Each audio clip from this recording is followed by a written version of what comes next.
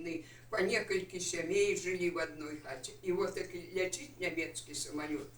Мы чуем, что он уже летит, гул такие, тяжкі, значит, летит с бомбами, будет кидать бомбы на нашу вёску. Мы хватаем усё, кто что может, и бежим у поля, а там побудована такая землянка. И несколько семей, все дети, мамы с детками, все туда бегут у поля. И мы все у лесе, побач с партизанами, побач партизанский отряд, и мы.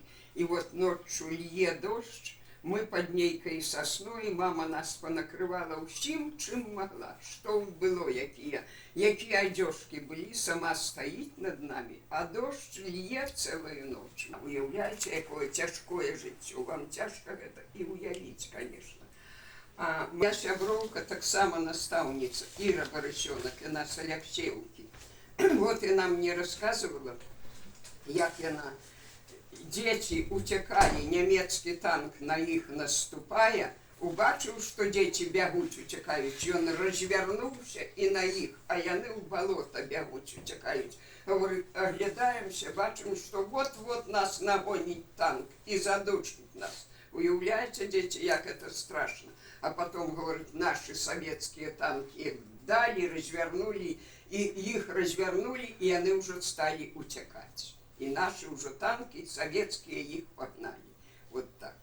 И тут нехто кричит, что идут наши советские воины. Мы все выскакиваем с землянки, бежим, и дорослые дети плачем, обнимаем солдат.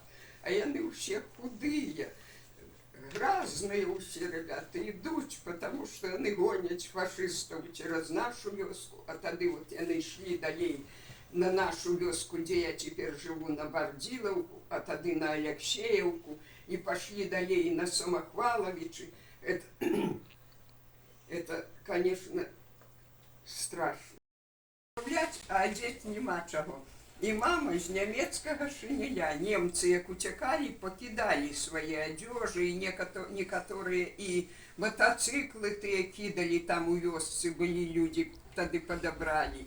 Дык из немецкого шинеля мама мне шила пальтишко в первый класс. И я так плакала. Не хотела его одевать. Ну где ж денешься? В школу ж треба идти. И холоды настали, холод настал. Значит, пришлось одеть. А мама шила такую сграбненькое, такого пальтишка было пригожее. Я в нем ходила, не помню кольки. Уявляете, какое тяжкое життя. Вам тяжко это и уявить, конечно.